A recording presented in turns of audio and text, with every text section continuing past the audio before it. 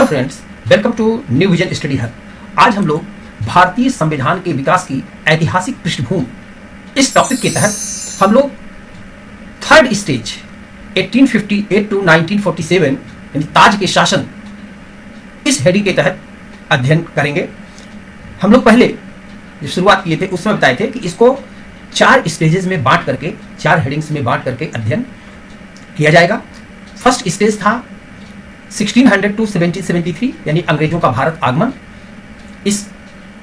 इसके तहत, और दूसरा स्टेज था 1773 टू 1857 कंपनी का शासन हेडिंग के तहत हम लोगों ने 1773 से रेगुलेटिंग एक्ट से हम लोगों ने स्टडी किया और 1853 के एक्ट था। आज हम लोग थर्ड स्टेज 1858 टू 1947 के तहत स्टडी को प्रारंभ करते हैं, जिसमें सबसे पहले हम लोग पढ़ेंगे क्राउन रूल के तहत गवर्नमेंट ऑफ इंडिया एक्ट 1858।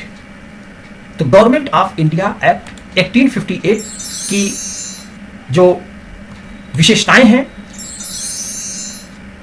उसको देखते हैं। पहली बात, यह कानून 1857 का जो प्रथम स्वतंत्रता संग्राम था उसके बाद हुआ। पहले the government of India act 1858 यह 1857 के प्रथम स्वतंत्रता संग्राम के परिणाम स्वरूप आया। इस एक्ट को भारत के अच्छी सरकार के लिए अधिनियम नाम से भी जाना जाता है। This act is also known as the act for good government of India. इसमें यह ब्रिटिश सरकार के प्रत्यक्ष शासन के अधीन भारत सरकार के लिए ब्रिटिश संसद द्वारा अधिनियमित पहला विधान था।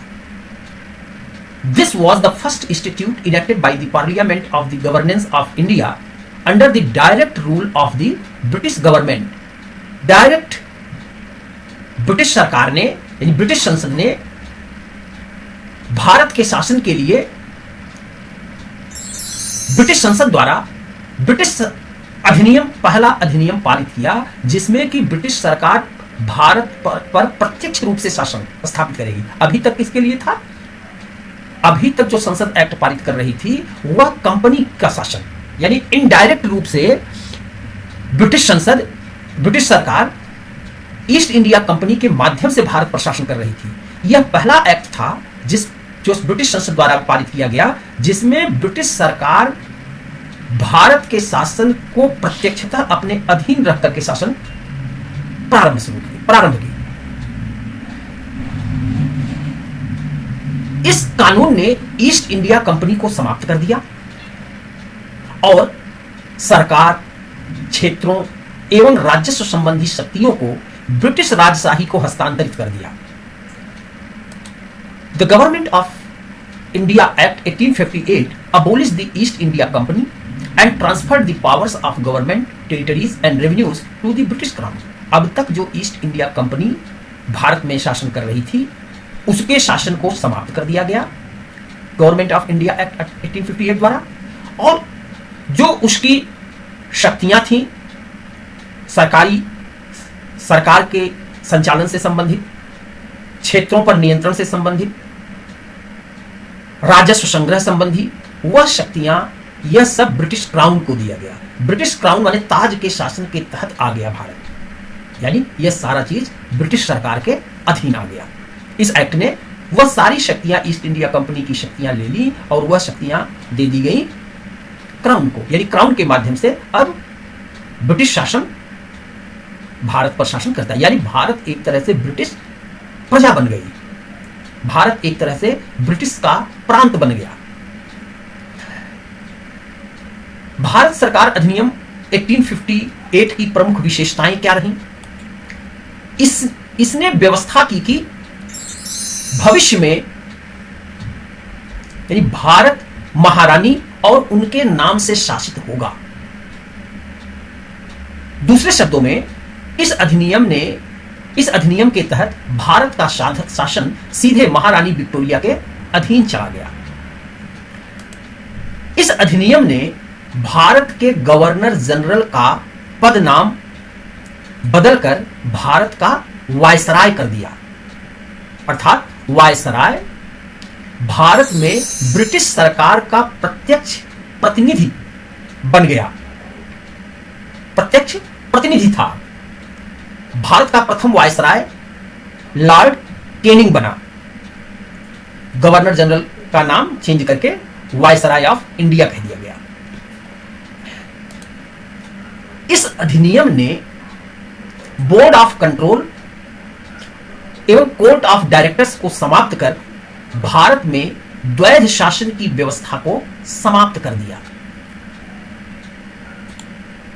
यह बोर्ड ऑफ कंट्रोल और कोर्ट ऑफ डायरेक्टर्स ये दोनों समाप्त कर दिए गए। बोर्ड ऑफ कंट्रोल 1784 के एक्ट से बना था, जिसमें ब्रिटिश मंत्रिमंडल के सदस्य थे, जिसमें ब्रिटिश संसद के सदस्य थे, जो कि कोर्ट ऑफ डायरेक्टर्स क्या था? ईस्ट इंडिया कंपनी की governing body. East India company की गवर्निंग बॉडी थी कोर्ट ऑफ डायरेक्टर्स, और बोर्ड ऑफ कंट्रोल क्या था? ब्रिटिश संसद के सदस्य थे। Board of control court of directors के माध्यम से भारत में ईस्ट इंडिया कंपनी पर शासन कर रहा था। यानी ईस्ट इंडिया कंपनी जो भारत में शासन कर रही थी, वह उस पर उसकी गवर्निंग बॉडी थी कोर्ट ऑफ डायरेक्टर्स, और वह board of control court of directors को आदेश देता था, निर्देश देता था, उसके माध्यम से ईस्ट इंडिया कंपनी का संचालन होता था। यानी ईस्ट इंडिया कंपनी जो थी वह डबल गवर्नमेंट, दो लोग, एक कोर्ट ऑफ डायरेक्टर्स, दूसरा बोर्ड ऑफ कंट्रोल, यानी अब इनडायरेक्ट रूप से भारत पर ब्रिटिश संसद का नियंत्रण था। यानी ब्रिटिश मंत्री वो जिम्मेदार होता था। यह दोनों संस्थाएं समाप्त कर दी गई। जो भारत में गवर्नर जनरल था, उसका नाम बदल करके वायसराय कर दिया गया, और वह डायरेक्ट क्राउन का प्रतिनिधि बन गया। अब वह क्राउन के जो कोर्ट ऑफ डायरेक्टर्स को अभी रिपोर्ट करता था, अब वह डायरेक्ट हो गया क्राउन के भी।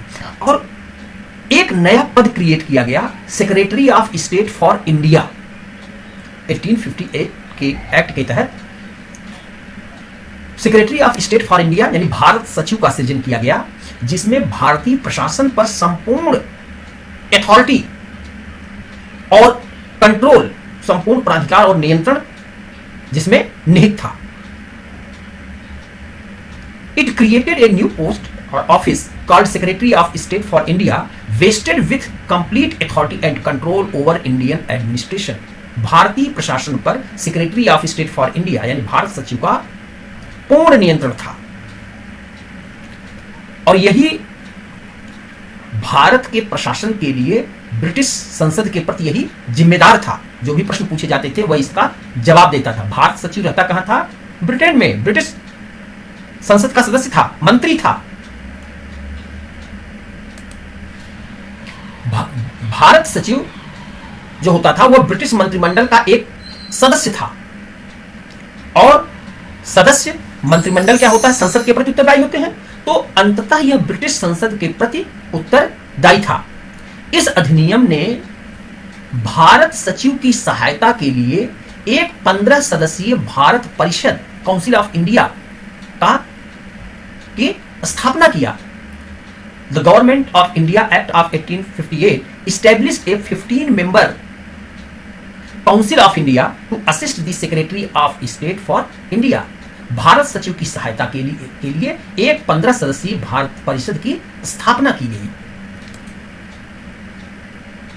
तो यह secretary of state for India यह किसके प्रति जिम्मेदार था? ब्रिटिश पार्लियामेंट के प्रति, क्योंकि यह मंत्रिमंडल का सदस्य था। तो the secretary of state for India who was responsible to दी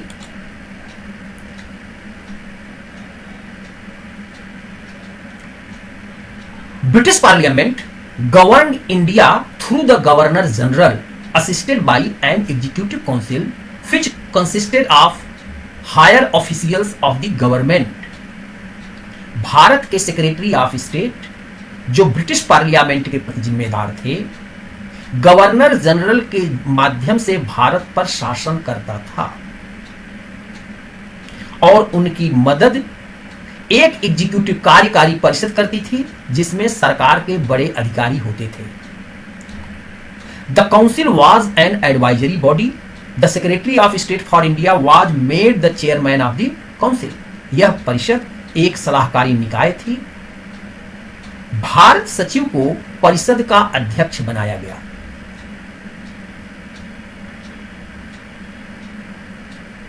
जो यह 15 सदस्य का भारत परिषद थी, उसकी सहायता पर, उसकी सलाह पर, उसकी सहायता से यह secretary of state for India यानी भारत सचिव काम करता था। या इस तरीके से भारत के मतलब जैसे भारत में सेक्रेटरी होते सचिव होते हैं वैसा मत समझ लीजिए, यानी वो मंत्री था। भारत परिषद का गठन पूर्णतया इंग्लैंड के लोगों से किया गया था, उसमें कोई भारतीय नहीं था। इस अधिनियम के तहत 1858 के अधिनियम के तहत भारत सचिव की परिषद का गठन एक कॉर्पोरेट बॉडी यानी निगमित निकाय के रूप में किया गया, जिसे भारत और इंग्लैंड में मुकदमा करने तथा इस पर भी मुकदमा होने का अधिकार था। The secretary of state in council, परिषद, भारत सचिव की परिषद, यह एक तरीके से एक कॉर्पोरेट बॉडी थी। कॉर्पोरेट बॉडी निगमित निकाय जैसे एक सामान्य व्यक्ति होता है, उसी तरीके से जो कॉर्पोरेट बॉडी होती है वह भी एक तरीके से व्यक्ति की तरह हो जाता है, यानी वह दूसरे पर मुकदमा कर सकता है और उस पर मुकदमा किया जा सकता है। एक कॉर्पोरेट बॉडी से कहते हैं, निगमित निकाय। भारत के सेक्रेटरी ऑफ स्टेट जो ब्रिटिश पार्लियामेंट के पद जिम्मेदार थे, गवर्नर जनरल के जरिए भारत पर शासन करते थे और उनकी मदद एक एग्जीक्यूटिव काउंसिल करती थी जिसमें सरकार के बड़े अधिकारी होते थे। यह हम लोगों ने पढ़ा।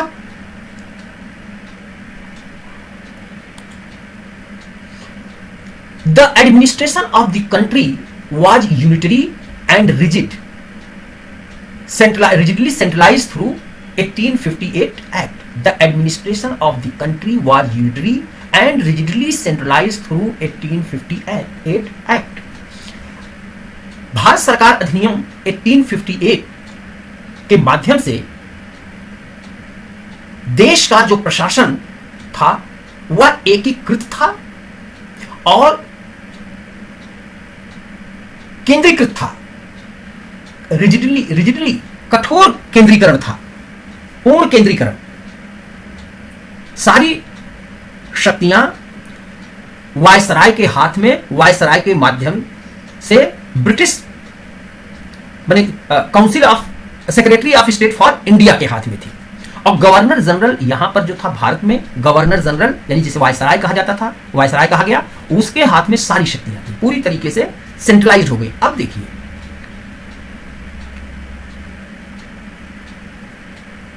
1858 के एक्ट में सारी शक्तियां वह आ गई secretary of state for India, Bharat सचिव के हाथ में, यानी वह ब्रिटिश क्राउन के अधीन। यहां पर भारत में था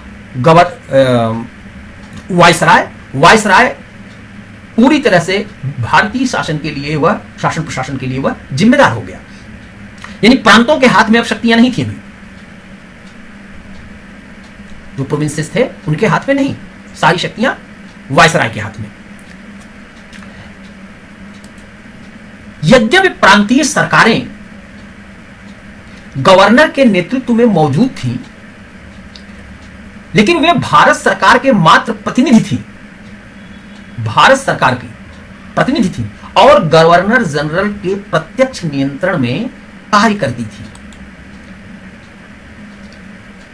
कार्यों का कोई पृथक्करण नहीं था, कोई सेपरेशन नहीं था। विधायी, कार्यकारी,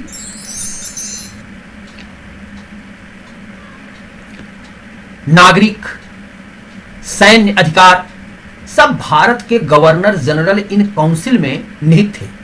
गवर्नर जनरल इन काउंसिल में निहित थे। यह भारत सचिव के प्रति उत्तरदायी था। Secretary of state for India Bharat के राज्य सचिव ट्रांसलेशन होता है, लेकिन इसको शब्द यूज किया जाता है secretary of state for India या भारत सचिव डायरेक्ट किया जाता है। शाब्दिक ट्रांसलेशन होता है भारत का राज्य सचिव, लेकिन जो व्यवहार में जो शब्द का यूज किया जाता है वह होता है भारत सचिव या secretary of state for India. Secretary of state Bharat सचिव, भारत सचिव के प्रति उत्तरदायी था। यहां यद्यपि प्रांतीय सरकारें गवर्नर के नेतृत्व में मौजूद थीं, वे भारत सरकार का मात्र प्रतिनिधि थी। प्रांतीय सरकारें गवर्नर जनरल के प्रत्यक्ष नियंत्रण में कार्य करती थी, इसीलिए पूर्ण केंद्रीकरण था और रिजिड सेंट्रलाइजेशन था। कार्यों का पृथक्करण नहीं था कि राज्य सरकारें यह काम करेंगी, प्रांतीय सरकारें यह काम करेंगी और केंद्रीय सरकार यह काम करेगी, ऐसा कोई नियंत्रण नहीं था। हमारे पूरी तरह से सेंट्रलाइज शासन था। भारत सचिव का भारतीय प्रशासन पर पूर्ण नियंत्रण था, यानी संपूर्ण कंप्लीट एंड टोटल कंट्रोल जो था वह भारत सचिव का था। किसके माध्यम से? यह वायसराय के माध्यम से। The control of secretary of state for India over the Indian administration was absolute, complete and total, संपूर्ण नियंत्रण था। इसके पहले क्या होता था? इसके पहले बोर्ड ऑफ कंट्रोल भी था, बोर्ड ऑफ कंट्रोल और कोर्ट ऑफ डायरेक्टर्स थे, दो, इसीलिए डुअल कंट्रोल था। डुअल कंट्रोल, द्वैध शासन, उसको डबल गवर्नमेंट, उसको समाप्त करके भारत सचिव का पद क्रिएट किया गया 1858 के एक्ट से। The machinery of the administration was totally unconcerned about the public opinion. प्रशासन की कार्यप्रणाली या मशीनरी जनमत के प्रति पूरी तरह से उदासीन थी। जनता का कुछ नहीं, ऊपर से आदेश आता था, उसका पालन यहां भारत सचिव करता था। डिजिटली सेंट्रलाइज थी। ठीक, अब यह तो जल्दी में बनाया गया, लेकिन देखा गया कि एक्ट 1858 का एक्ट कंपनी के शासन को समाप्त कर ब्रिटिश शासन के हाथ में आ गया। अब काम था कि कैसे भविष्य में जो यह इतने ज्यादा अंग्रेज डर गए थे 1857 की क्रांति से, कि उन लोगों ने यह अब सोचना शुरू किया कि ऐसी व्यवस्था किया जाए कि भारत में अब दोबारा इस तरह से कोई विद्रोह न होने पाए, कोई इस तरह से आंदोलन खड़े न होने पाए। तो इसके लिए था कि अब धीरे धीरे कुछ लोगों को भागीदार, भारतीयों को भी कुछ भागीदार बनाया जाए, उनकी बातों को भी सुना जाए कि अब तक कंपनी शासन कर रही थी इसलिए ऐसा हुआ, अब आप ब्रिटिश प्रजा बन गए हो। अब जैसे, लेकिन तो लोगों को, यहाँ के लोगों को लगा कि हमें अब वैसी ही सुविधाएं मिलनी शुरू हो जाएंगी या उसी तरीके से अधिकार मिलने शुरू हो जाएंगे जैसे ब्रिटिशर्स को है, ब्रिटिश लोगों को है, हम उनकी प्रजा बन गए। तो ऐसा दिखाने के लिए कुछ ऐसी चीजों को, यह तो लोग इस तरीके से संतुष्ट थे, उन लोगों ने भी, कुछ लोगों को अब था कि भारतीयों को कैसे संतुष्ट किया जाए, उस दिशा में कदम। तो अब उसके बाद शासन संचालन के लिए काउंसिल्स एक्ट, जो secretary of state for India, इसकी सहायता के लिए 15 सदस्यीय जो काउंसिल बनी थी, उसके द्वारा कुछ एक्ट पारित किए गए, जिसमें लगातार 3 पढ़ते हैं कि इंडियन काउंसिल्स एक्ट ऑफ 1861, इसका हम लोग अध्ययन करेंगे, जिसमें 1857 की क्रांति के बाद ब्रिटिश सरकार ने महसूस किया कि भारत में शासन चलाने के लिए भारतीयों का सहयोग लेना आवश्यक है। इसके लिए इस सहयोग नीति के तहत ब्रिटिश संसद ने 1861, 1892 और 1909 में 3 नए अधिनियम पारित किए क्रमिक रूप से। ब्रिटिश पार्लियामेंट ने पारित किया इंडियन काउंसिल एक्ट ऑफ 1861, 1861 का भारतीय परिषद अधिनियम, भारत परिषद अधिनियम भारतीय संवैधानिक और राजनीतिक इतिहास में एक महत्वपूर्ण अधिनियम है। उस दिशा में 3 अधिनियम क्रमिक रूप से पारित किए गए पार्लियामेंट द्वारा। भारत परिषद अधिनियम 1861, 1892 और 1909। 1861 का भारत परिषद अधिनियम भारतीय संवैधानिक और राजनीतिक इतिहास में एक महत्वपूर्ण अधिनियम कहा जाता है। इस अधिनियम की विशेषताएं क्या थी? इसने विधि निर्माण प्रक्रिया में भारतीयों को शामिल कर प्रतिनिधि संस्थाओं की शुरुआत की। उसका प्रतिनिधि संस्थाओं का बीजारोपण शुरू हुआ। It made a beginning of representative institutions by associating Indians with the law making process.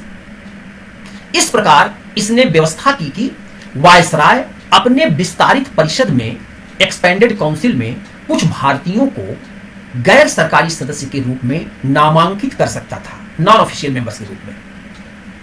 Viceroy अपने एक्सपेंडेड काउंसिल में कुछ भारतीयों को गैर सरकारी सदस्य के रूप में नामांकित कर सकता था। इस एक्ट में व्यवस्था की गई। विधायी परिषद की तरह विधायी कामकाज करते समय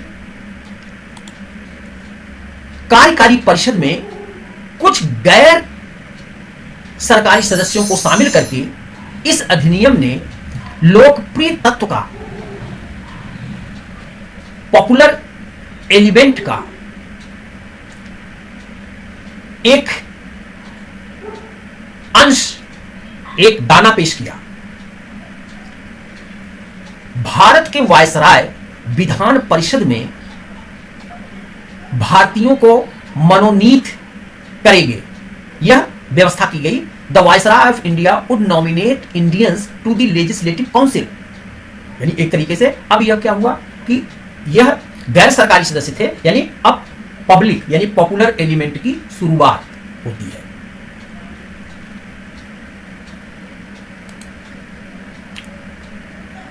इसके तहत, इस व्यवस्था के तहत किया भी गया कि लॉर्ड कैनिंग जो फर्स्ट वायसराय ऑफ इंडिया थे, उन्होंने 1862 में 3 भारतीयों को लेजिस्लेटिव काउंसिल में नॉमिनेट किया।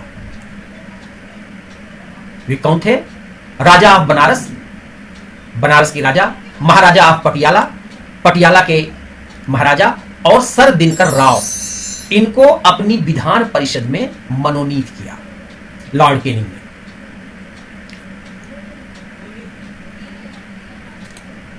मनोनीत सदस्यों का काम गवर्नर जनरल यानी वायसराय जिसे कहा जाता है, वायसराय द्वारा विधान परिषद के समक्ष प्रस्तुत विधायी जो प्रस्ताव थे उस पर विचार विमर्श करने तक ही सीमित था। केवल उस पर वो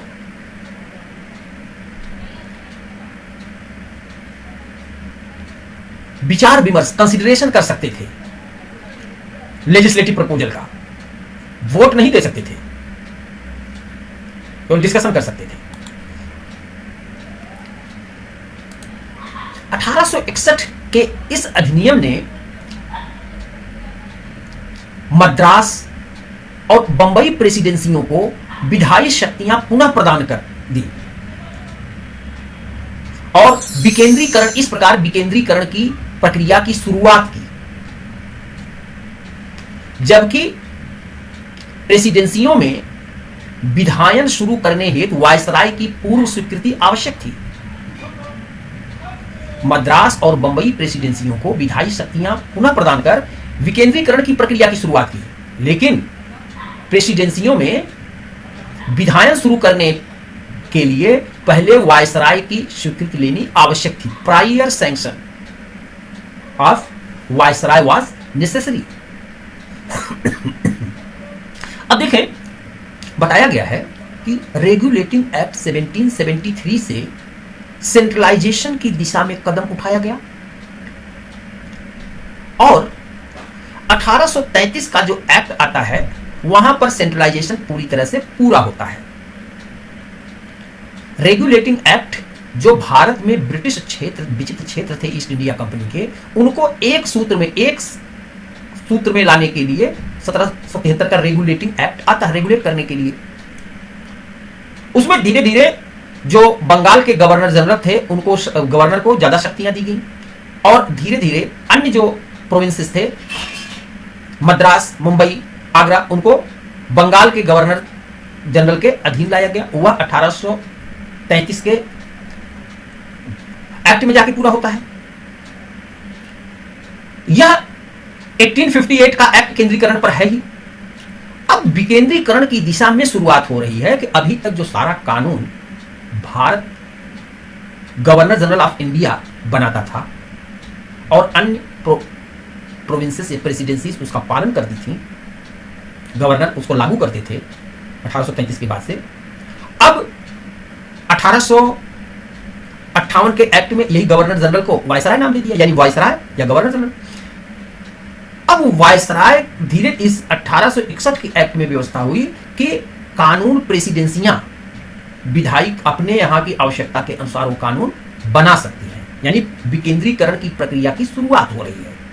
हाँ, अभी शुरुआत है, बना सकती हैं, लेकिन कोई कानून शुरुआत करने से पहले, विधायन शुरू करने से पहले प्रेसिडेंसीज को यानी वहां के गवर्नरों को गवर्नर जनरल यानी वायसराय से पूर्व स्वीकृति लेनी आवश्यक थी। क्लियर? इस प्रकार Indian council act of 1861 reversed the centralizing tendency that started from the Regulating Act of 1773 and reached its climax under the Charter Act of 1833.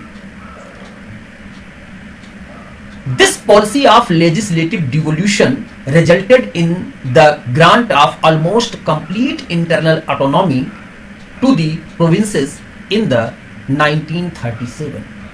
धीरे धीरे प्रक्रिया शुरू हुई और यह पॉलिसी लेजिस्लेटिव डिवोल्यूशन की, विधायी हस्तांतरण की यह नीति वर्ष 1937 में प्रांतों को लगभग संपूर्ण आंतरिक स्वायत्तता हासिल होने के रूप में परिणामित हुई। शुरुआत होती है 1861 से। 1861 के इस अधिनियम ने बंगाल, उत्तर पश्चिमी सीमा प्रांत और पंजाब के लिए नए विधायी परिषदों की स्थापना का भी प्रावधान किया। इन विधायी परिषदों की स्थापना क्रमशः कलकत्ता में 1862 में, उत्तर पश्चिमी सीमा प्रांत 1866 में 1866 में और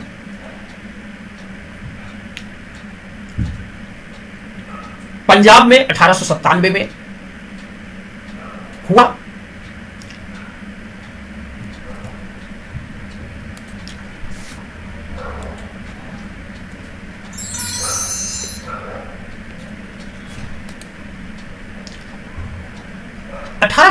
के इस अधिनियम ने वायसराय को आपातकाल के दौरान बिना काउंसिल की संस्तुति के अध्यादेश जारी करने की शक्ति प्रदान की। ऐसे अध्यादेश की अवधि, ऑर्डिनेंस की अवधि अधिकतम 6 माह होती थी। 1861 के इस अधिनियम ने वायसराय को परिषद में और अधिक सुविधाजनक कार्य संचालन हेतु नियम एवं आदेश बनाने की शक्तियां प्रदान की।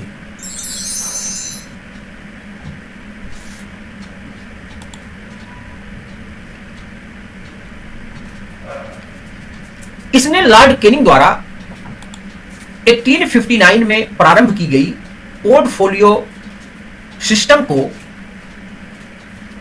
मान्यता दी। 1861 के अधिनियम ने लॉर्ड कैनिंग द्वारा 1859 में पोर्टफोलियो प्रणाली शुरू की गई थी। पोर्टफोलियो प्रणाली के तहत मंत्रालय यानी विभागों का बंटवारा अपने मंत्रिमंडल के सदस्यों यानी जो उसके काउंसिल थी, काउंसिल के सदस्यों को विभागों का बंटवारा कर दिया, कार्यों का बंटवारा, ये पोर्टफोलियो है। यह 1859 में, और कैनिंग ने ही 1860 में बजट जो प्रस्तुत किया गया वह 1860 में शुरू हुआ। बजट व्यवस्था कैनिंग ने ही शुरू किया। तो 1859 में जो पोर्टफोलियो प्रणाली लॉर्ड कैनिंग द्वारा शुरू की गई थी उसको 1861 के द्वारा उसे मान्यता प्रदान की। Portfolio system means placing each member in charge of a specific department, किसी विशेष विभाग का कोई व्यक्ति इंचार्ज होगा, यह पोर्टफोलियो व्यवस्था। यानी under portfolio system A member of the Viceroy's Council was made in charge of one or more departments of the government and was authorized to issue final orders on behalf of the council on matters of his department या departments। Portfolio व्यवस्था के अंतर्गत viceroy की परिषद का एक सदस्य सरकार के एक या एक से अधिक विभागों का प्रभारी बनाया जा सकता था और वह सदस्य अपने विभाग के विषयों या मुद्दों पर काउंसिल की तरफ से अंतिम आदेश पारित करने का उसे अधिकार था। जैसे आज का मंत्री होते हैं, मंत्रिमंडल की तरफ से है तो सामूहिक जिम्मेदारी, काउंसिल ऑफ मिनिस्टर्स जो है कलेक्टिवली रिस्पॉन्सिबल टू पार्लियामेंट यानी लोअर हाउस। लेकिन एक और होता है, उनकी हर काउंसिल ऑफ मिनिस्टर्स की अपनी जिम्मेदारी होती है, अपने विभाग के कार्यों के लिए वह व्यक्तिगत रूप से जिम्मेदार होता है, उससे उसी प्रश्न पूछे जाते हैं। तो वह व्यवस्था पोर्टफोलियो सिस्टम यह 1859 में लॉर्ड कैनिंग ने शुरू की, तो 1861 के अधिनियम ने उसे वैधानिक उसको वैधता प्रदान की, लीगलाइज किया। यह रहा 1861 का इंडियन काउंसिल एक्ट, उसकी विशेषता है। अब हम लोग गाइस जो 1858 से 1861 इसके तहत जो हम लोग पढ़े हैं, कुछ महत्वपूर्ण क्वेश्चंस की प्रैक्टिस कर लेते हैं, उनकी देख लेते हैं कैसे क्वेश्चंस पूछे जाते हैं, उनकी कुछ क्वेश्चनों की हम लोग यहां पर प्रैक्टिस करते हैं। चलो तो शुरू करते हैं। पहला क्वेश्चन है, गवर्नमेंट ऑफ इंडिया एक्ट 1858 का मुख्य परिणाम क्या था, उसका मुख्य रिजल्ट क्या था? कंपनी रूल स्ट्रेंथन, कंपनी का शासन सशक्त हुआ। क्राउन रूल स्टार्टेड, ताज का शासन प्रारंभ हुआ। फेडरल सिस्टम इंट्रोड्यूस, संघीय व्यवस्था की शुरुआत हुई। रिस्पॉन्सिबल गवर्नमेंट, उत्तरदायी सरकार। तो इसका 1858 के एक्ट का मुख्य रिजल्ट क्या था? क्राउन रूल स्टार्टेड, ताज का शासन शुरू होता है, यानी डायरेक्ट भारत ब्रिटिश प्रजा बन जाती है, कंपनी का रूल तो समाप्त कर दिया जाता है। नेक्स्ट क्वेश्चन,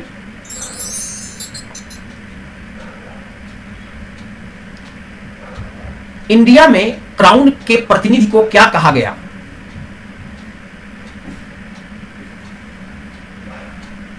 इस एक्ट के तहत इंडिया में क्राउन के प्रतिनिधि को क्या कहा गया? अभी पढ़े थे, पहले गवर्नर जनरल था, अब हो गया वायसराय। नेक्स्ट क्वेश्चन,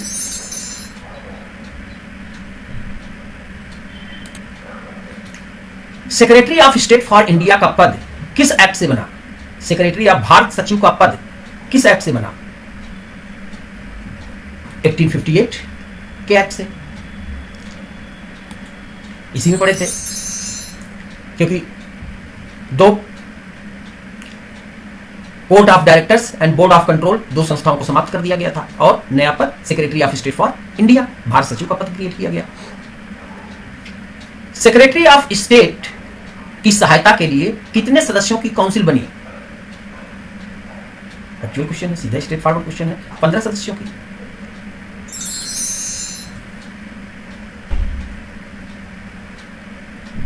ए 1858 के एक्ट ने किस व्यवस्था को समाप्त किया? 1858 के एक्ट ने किस व्यवस्था को समाप्त किया? डुअल गवर्नमेंट, दोहरी सरकार। कंपनी रूल, कंपनी शासन। प्रोविंशियल ऑटोनॉमी, प्रांतीय स्वायत्तता। डायरकी, द्वैध शासन।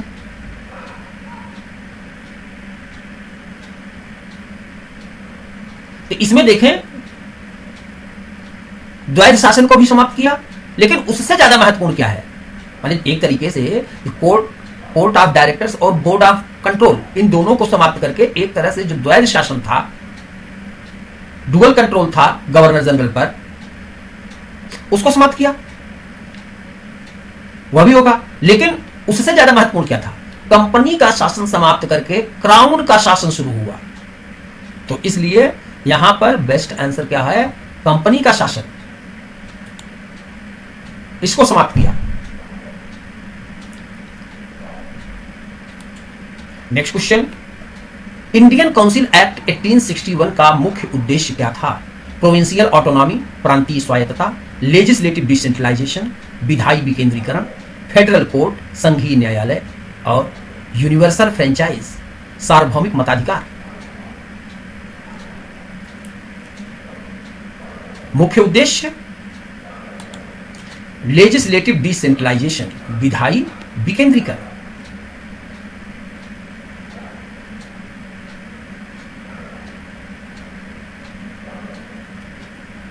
(1861) ने पहली बार लेजिस्लेटिव डिसेंट्रलाइजेशन की शुरुआत की।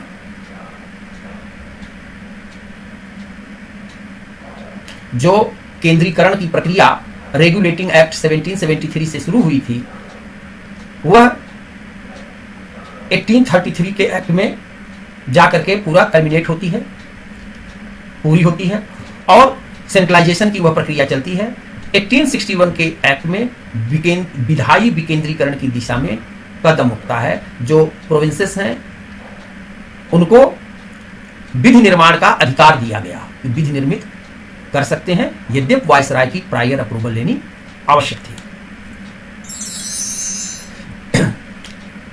इंडियन काउंसिल्स एक्ट 1861 ने किसे विधायी परिषद में नामित करने की अनुमति दी?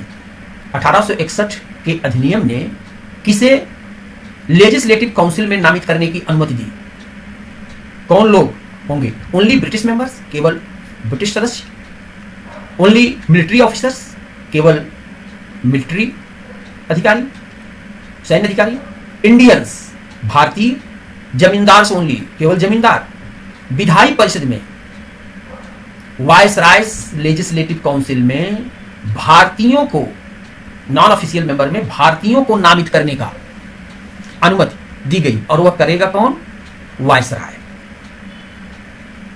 तो ऐसे जो पहले नॉमिनेट होने वाले ऐसे सदस्य थे, राजा ऑफ बनारस, महाराजा ऑफ पटियाला और sir Dinkar Rao.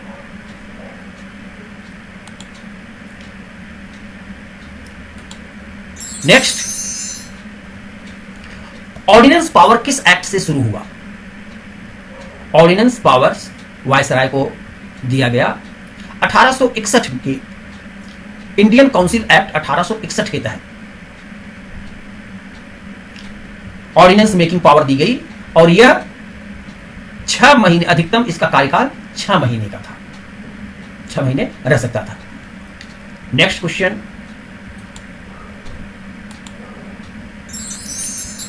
Portfolio system की शुरुआत किसने की?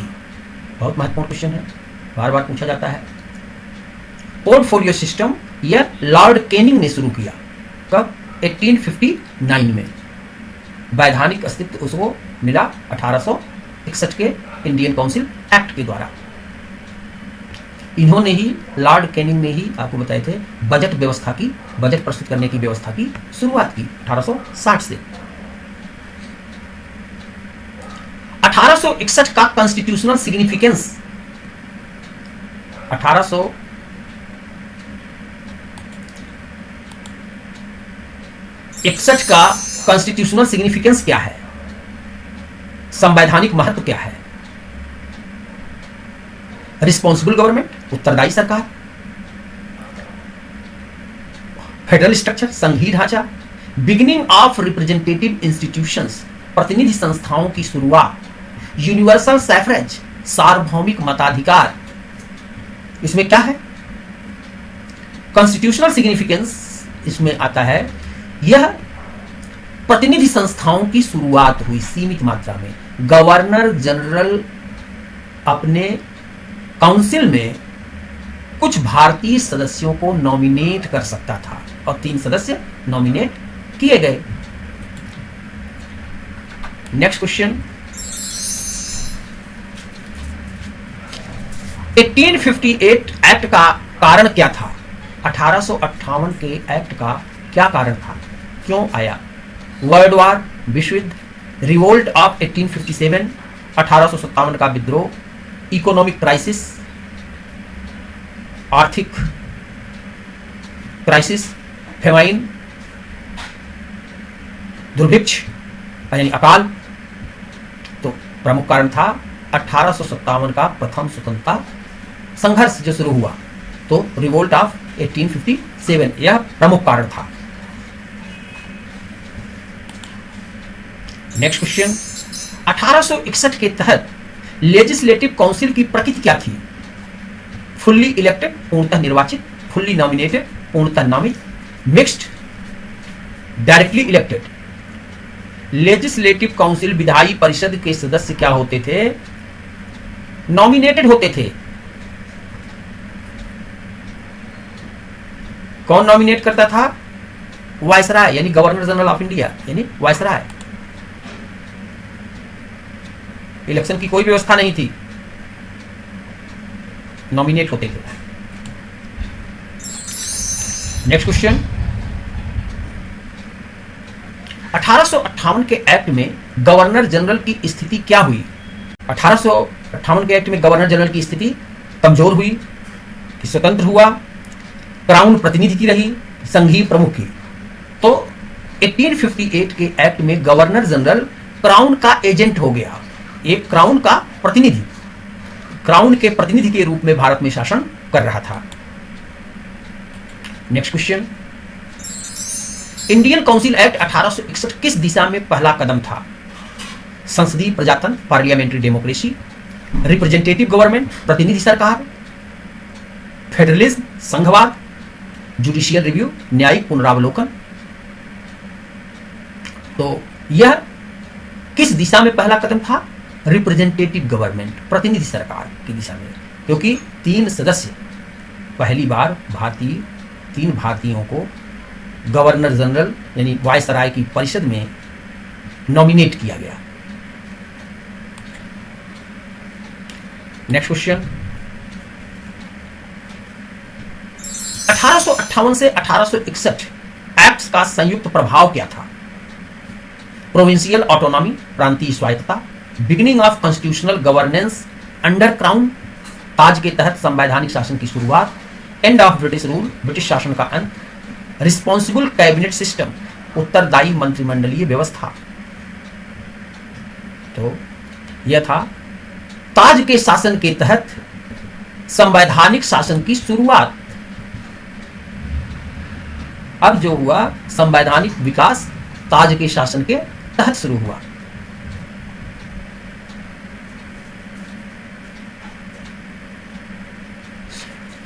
इसमें 2 प्रमुख चीजें ध्यान देनी है। 1858 प्रमुख रूप से क्राउन रूल शुरू हुआ और secretary of state for India का पद आया, और 1861 का इंडियन काउंसिल्स एक्ट यह डिसेंट्रलाइजेशन की दिशा में पहला स्टेप शुरू हुआ।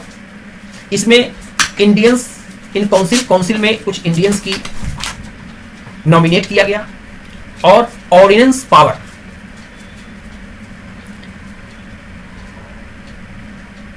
जो वायसराय को प्रदान किया गया।